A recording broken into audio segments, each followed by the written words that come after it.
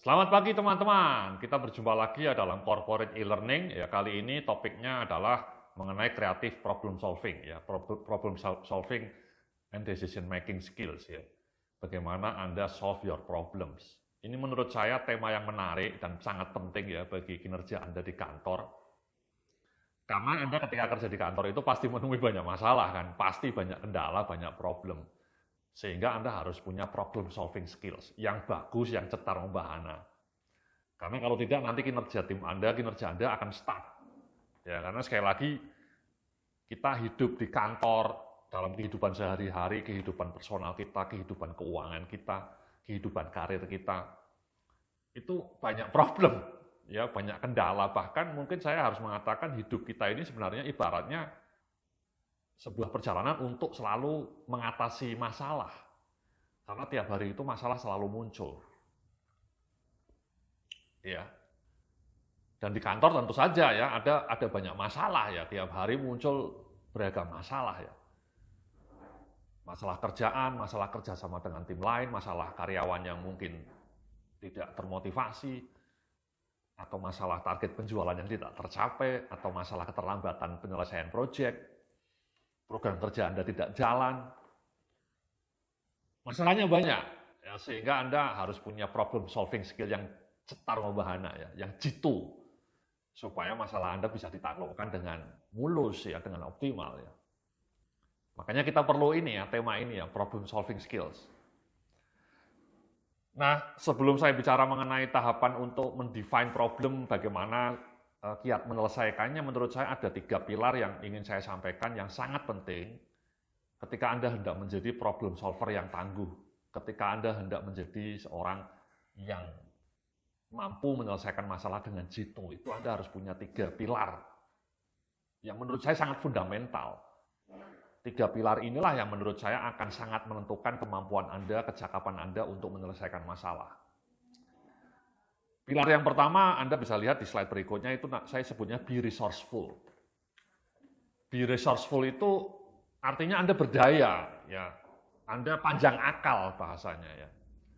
Sering saya menemui begitu banyak orang ketika menghadapi masalah langsung tidak tahu apa solusinya. Kadang-kadang kemudian blank. Contoh konkretnya misalnya ada orang yang hendak jualan online gitu ya. Tentu dia menemui banyak masalah, tapi kemudian dia dengan setengah menyerah mengatakan, saya tidak tahu caranya Pak Yudia, bagaimana cara jualan supaya sukses. Itu kan sebuah sikap yang menurut saya tidak resourceful. Ya. Tidak resourceful. Jadi tidak panjang akal. Ketika Anda menemui masalah, misalnya Anda mau jualan online, masalahnya banyak. Nah, tentu Anda harus resourceful ya. Maksud saya, misalnya Anda merasa tadi tidak tahu caranya supaya jualannya laku, ya Anda cari caranya. Dan sekarang semua ada di Google ya.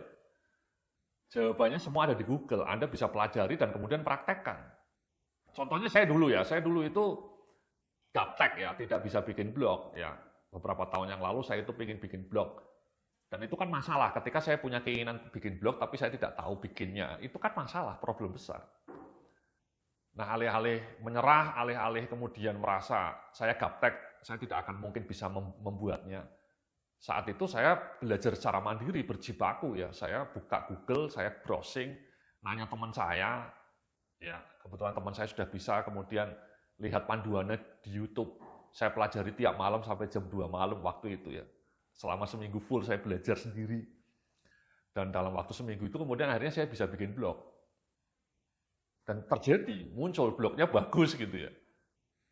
Dan kemudian masalah berikutnya muncul, bagaimana saya cara mengisi konten dengan konsisten ya. Itu kan problem juga. Anda sudah punya website, Anda sudah punya blog, kemudian cara menulis artikel bagaimana ya. Itu sering itu pertanyaan kayak gitu dari banyak orang yang nanya, bagaimana kiatnya Pak Yudia supaya nulis artikel yang bagus. Bagaimana caranya supaya nulis konten secara konsisten. Itu problem memang, problem bagi banyak orang. Tapi kalau orangnya resourceful, ya dia mencari caranya sendiri, secara mandiri. Atau mungkin nanya pada orang-orang yang sudah berpengalaman. Ya.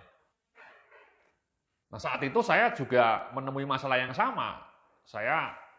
Bagaimana nih caranya saya supaya artikel saya bisa upload tiap minggu di blog. Kemudian saya menemukan solusinya bahwa kalau Anda mau menjadi penulis yang bagus, Anda harus rajin membaca. Jadi kunci sederhana penulis yang hebat itu adalah pembaca yang tekun. Dan itu yang saya lakukan kemudian. Saya banyak baca buku, banyak baca majalah, supaya saya pengetahuannya luas, supaya saya bisa nulis. Dan terjadi. Ya, saya selama bertahun-tahun konsisten menulis karena saya rajin membaca. Jadi resourceful. Ya.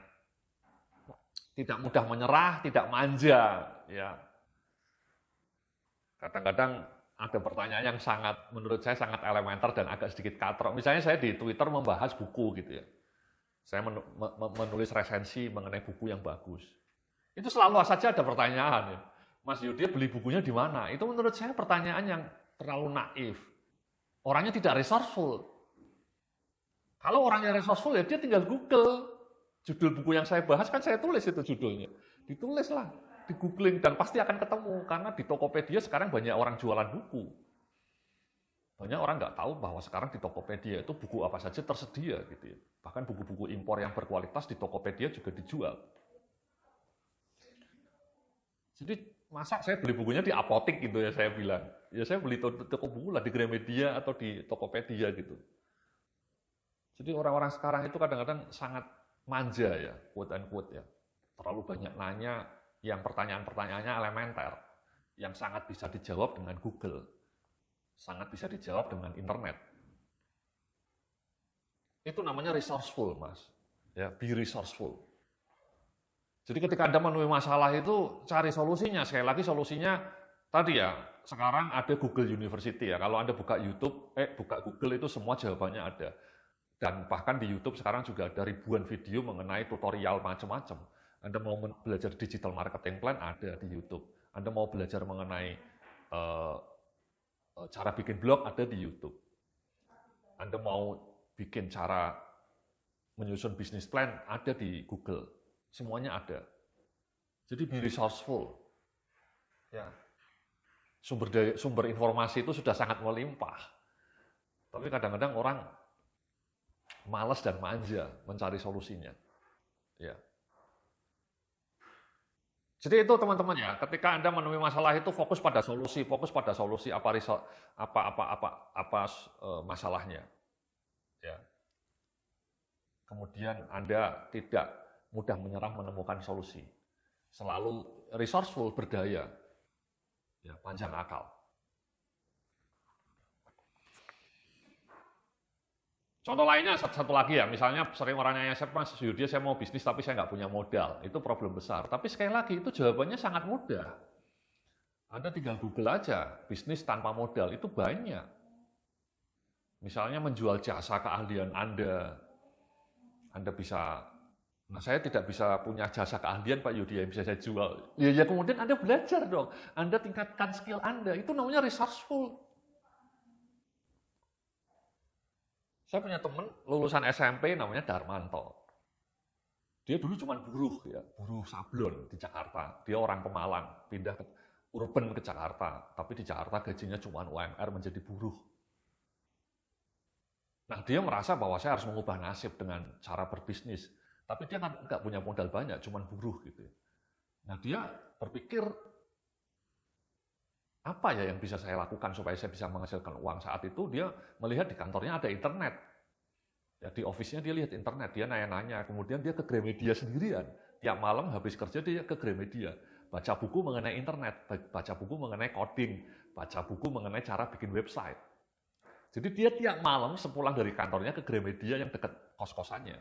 Itu kan namanya resourceful. Dia belajar mandiri, ke Gramedia, baca bukunya, baca panduannya, kemudian dia pulang praktekkan di warnet sampai malam. Besoknya dia kerja, diulangi seperti itu. Dia tiap malam ke Gramedia, kadang ke warnet. Dia belajar, dan kemudian akhirnya dia bisa bikin website. Ya, dia bisa mendesain website. Padahal dia cuma lulusan SMP. Tapi resourcefulness dia itu jauh lebih hebat dibanding lulusan S1 menurut saya. Karena dia secara mandiri, secara otodidak belajar cara bikin website. Dan kemudian dia pasarkan keahliannya itu kan nggak butuh banyak modal. Dan kemudian pelan-pelan dia mulai dapat banyak order dari keahliannya bikin website. Dan sekarang dia sudah resign, full 100% punya jasa bikin website dan kliennya sudah ratusan. Itu kan namanya resourceful, teman-teman. Ya, panjang akal. Ya, gigih mencari solusi. Tidak manja, tidak cuma nanya gitu ya, pertanyaan-pertanyaan. Saya mau belajar bikin website, Pak Yudi, di mana ya caranya ya? Itu pertanyaan elementer. Ya, jangan seperti itu. Di kantor Anda banyak masalah juga. Jadi jangan manja ya. Anda harus resourceful. Oke. Kemudian di pilar kedua, saya bicara mengenai ini ya, di slide berikutnya ya, kreatif juga, finding solution ya. Jadi kreatif mencari solusi. Contohnya, misalnya dulu ketika saya pertama kali buka usaha jasa konsultan gitu ya. Saya waktu itu bingung juga menemui masalah besar. Masalah besarnya apa? Cara mendapatkan klien, itu kan masalah besar, teman-teman. Saya bikin usaha sendiri di bidang jasa konsultan, manajemen. Saya resign dari kantor saya. Dan masalah langsung yang saya temui di minggu pertama adalah cara mencari klien. Kalau saya dalam 3 bulan nggak dapat klien, saya akan mati, tabungan saya habis. Ya. Nah, caranya bagaimana? Ya waktu itu caranya konvensional saya, ya ngirim brosur gitu ya, pakai pos waktu itu, pakai JNE. Tapi saya tunggu-tunggu tidak banyak respon gitu ya. Kemudian saya punya ide yang cukup kreatif, bagaimana kalau saya bikin website saja ya. Saat itu tahun 2007 ya, bertahun-tahun yang lalu. Itu saya kemudian akhirnya bikin website, bikin blog, kemudian saya banyak nulis, dan dari blog itu nama saya kemudian pelan-pelan dikenal. Dan akhirnya banyak klien yang menghubungi saya, bukan saya yang menghubungi mereka ya, jadi mereka yang menghubungi saya gara-gara blog saya yang makin terkenal. Itu kan cara kreatif ya saat itu ya, tahun 2007 ya, sekitar lebih dari 10 tahun yang lalu. Jadi saya menemukan solusi yang cukup kreatif saat itu, saya memanfaatkan blog yang saat itu lagi booming ya. Dan kemudian banyak orang mengenal saya dan akhirnya banyak order mengalir ke saya. Dan kadang-kadang saya sampai kewalahan menerima order jasa konsultan saya. Jadi kreatif teman-teman, ya jangan terjebak pada rutinitas ya. Kalau saya misalnya tadi ngirim brosur, saya ulangi terus ya, saya tidak akan mendapatkan hasil karena ketika saya menjalani solusi yang itu, yang pertama tadi tidak berhasil mencapai target. Tapi saya menemukan solusi yang lain. Ya, saya melakukan pemasaran melalui blog. Itu kan cara yang cukup kreatif. Nah, sama teman-teman ya. Jadi kalau Anda menemui masalah di dalam kantor Anda, dalam kerjaan Anda, dalam kehidupan sehari-hari Anda harus menemukan solusinya itu tidak hanya satu. Solusi pertamanya mungkin gagal, cari yang solusi B. Solusi B-nya misalnya nanti gagal lagi, cari solusi yang lain. Itu namanya kreativitas. Ya, tidak mudah menyerah menemukan solusi. Karena sekali lagi solusi A itu belum tentu berhasil juga. Solusi B belum tentu berhasil juga. Solusi C bahkan belum tentu berhasil. Jadi kita harus keep kreatif menemukan berbagai solusi. Nah inilah kemudian di slide berikutnya ini saya bilang yang paling sangat penting juga, never give up mentality ya. Keep going, keep trying, be persistent. Tapi persistennya asal kreatif ya, jangan melakukan hal yang sama berulang kali. Albert Einstein mengatakan kalau Anda melakukan hal yang sama berulang kali, tapi mengharapkan hasil yang berbeda ya Anda gila. Anda penting ya persisten ya, jangan mudah menyerah. Tapi ketika tidak menyerah itu Anda harus mencari solusinya itu berbagai macam solusi. Contoh sederhananya saya kemudian setelah saya melakukan pemasaran melalui blog, saya juga iklan. Saya merasa kalau saya iklan mungkin akan lebih banyak order ya. Yang pertama saya iklan melalui Facebook, gagal. Itu solusi pertama kan. Iklan di Google sudah jutaan, gagal. Yang kedua saya kemudian iklan di Facebook. Yang pertama saya iklan di Facebook, gagal. Kemudian yang solusi kedua saya coba pasang iklan di Google ya, Google Marketing namanya. Juga tidak efektif. Itu kan artinya saya menjalani solusi kedua dan tidak efektif juga. Akhirnya saya mencari cara yang ketiga. Saya coba upload konten di YouTube. Ya, saya tiap minggu upload konten di YouTube, harapannya saya makin terkenal, makin banyak orang menghubungi saya untuk menyewa saya sebagai konsultan. Tapi gagal juga ya, YouTube saya tidak banyak penontonnya gitu ya. Artinya kan, Anda lihat ya, solusi yang saya lakukan itu sudah saya lakukan, tapi gagal semua ya. Iklan di Google gagal, iklan di Facebook gagal, pasang video di YouTube gagal. Nah itu kan kalau saya mudah menyerah ya sudah, saya menyerah. Tapi saya keep trying, dan keep trying-nya tidak sama kan. Tadi saya mencoba pertama kali iklan di Google gagal, yang kedua iklan di Facebook gagal lagi. Kemudian pasang video secara konsisten di YouTube gagal juga. Itu kan solusinya macam-macam. Tapi tetap semuanya gagal gitu ya. Dan saya tidak menyerah. Itu loh teman-teman, maksud saya ketika Anda melakukan solusi A, B, C, belum tentu langsung berhasil, belum tentu.